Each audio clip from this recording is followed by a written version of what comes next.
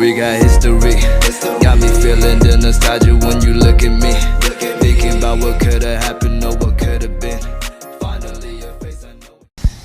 Assalamualaikum warahmatullahi wabarakatuh. Perkenalkan, nama saya Rizky Elsia, NPM 21110121111120 dari kelas 1C.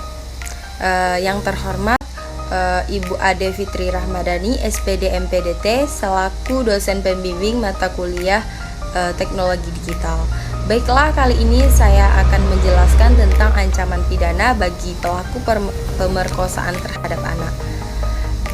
Nah, saya sekarang mau ngambil kasus tentang Heri Wirawan. Kasus kekerasan seksual kembali terungkap ke publik menjelang akhir tahun 2021. Seorang guru pondok pesantren di Bandung, Heri Wirawan, diketahui memperkosa santrinya sebanyak 12 orang, hingga 7 diantaranya telah melahirkan. Heri diduga telah melakukan pemerkosaan terhadap santrinya sejak tahun 2016 sampai 2021. Korban merupakan santri yang usianya rata-rata 16 sampai 17 tahun.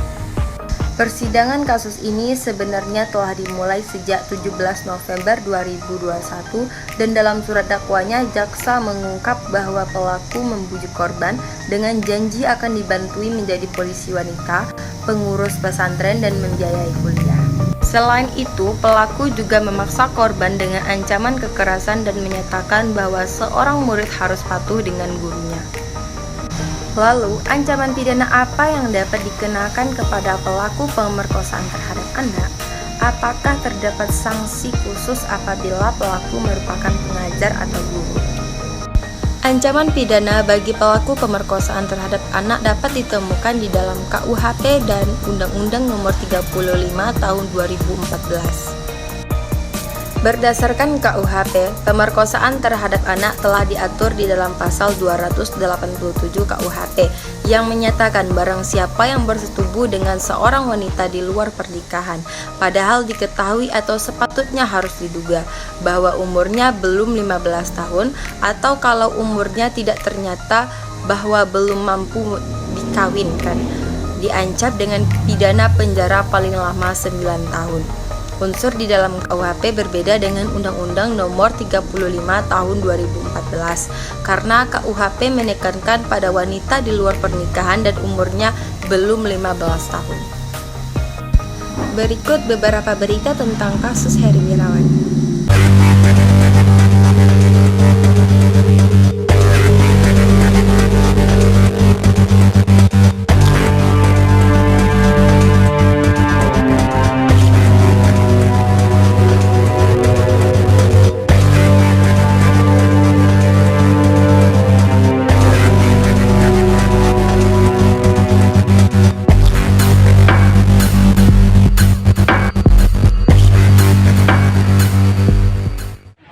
Atas dasar itu, teman-teman sekalian, maka dalam tuntutan kami, kami pertama menuntut terdakwa pemerkosaan 13 santriwati Heri Wirawan dituntut hukuman mati dan kebiri kimia oleh jaksa. Jaksa juga meminta harta Heri disita untuk dibagikan kepada korban.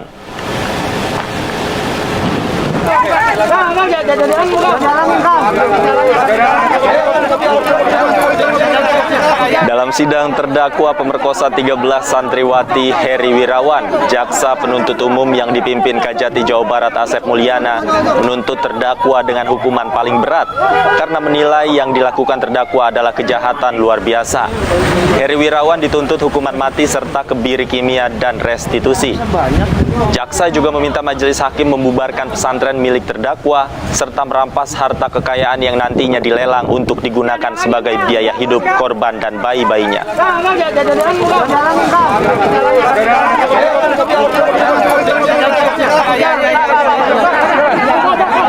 Bahwa pertama kami menyimpulkan perbuatan yang terdakwa ini sebagai kejahatan sangat serius, the most serius. Kami juga meminta pada hakim untuk membekukan, mencabut dan membubarkan Yayasan Yatim Piatu Manur Huda kemudian Parakan Saat ya, kemudian Madani Boarding School, Pondok Pesantren Tafiz Madani, Yayasan Nur Huda Komplek Magasatwa ya, dan kemudian merampas harta kekayaan aset terdakwa baik berupa tanah dan bangunan, pondok pesantren dan aset kekayaan terdakwa lainnya baik yang sudah disita maupun yang belum disita untuk dilelang ya, dan hasilnya serahkan pada negara. Ruda paksa belasan santriwati oleh guru pesantrennya yaitu Heri Wirawan memasuki babak baru. Terungkap fakta bahwa pelaku berbohong saat mengantarkan salah satu korban yang akan melahirkan di sebuah klinik. Ia mengaku jika korban berusia 20 tahun, padahal semua korbannya merupakan anak di bawah umur.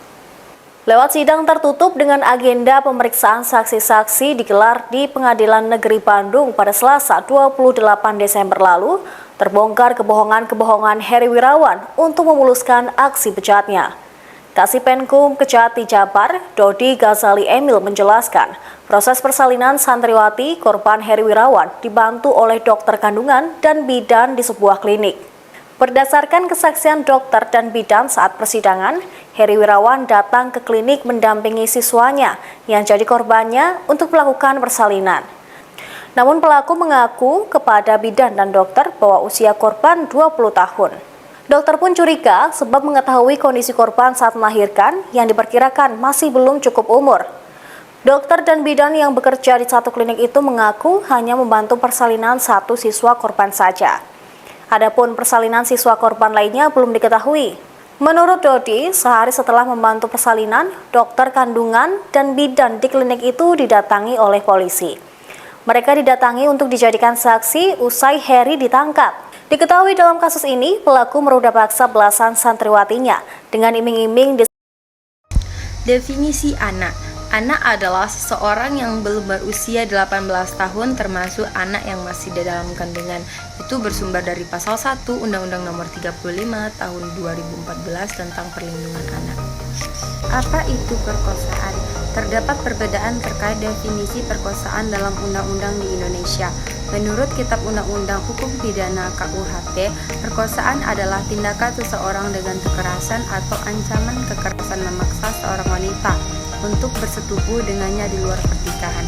Di dalam Undang-Undang Nomor 35 Tahun 2014 tentang perubahan atas Undang-Undang Nomor 23 Tahun 2022 tentang Perlindungan Anak, pasal 76D menyatakan bahwa setiap orang dilarang melakukan kekerasan atau ancaman kekerasan memaksa anak melakukan persetubuhan dengannya atau dengan orang lain.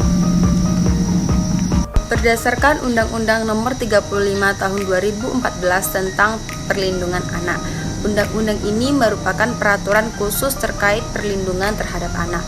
Orang yang memaksa dengan kekerasan atau ancaman kekerasan untuk melakukan persetubuhan dengannya atau dengan orang lain, sebagaimana tertuang di dalam pasal 76D, diancam dengan pidana sebagai berikut. Yang pertama, penjara minimal 5 tahun, yang kedua penjara maksimal 15 tahun, yang ketiga denda maksimal 5 miliar. Ketentuan tersebut juga berlaku bagi setiap orang melakukan persetubuhan dengan anak-anak dengan cara berikut. Yang pertama dengan tipu muslihat, kedua kebohongan, ketiga membujuk anak. Ancaman pidana ditambah sepertiga apabila dilakukan oleh orang tua, wali, pengasuh anak, pendidik, dan tenaga pendidikan. Mungkin hanya ini yang dapat saya sampaikan. Kalau ada salah dan kurangnya mohon dimaafkan. Assalamualaikum warahmatullahi wabarakatuh.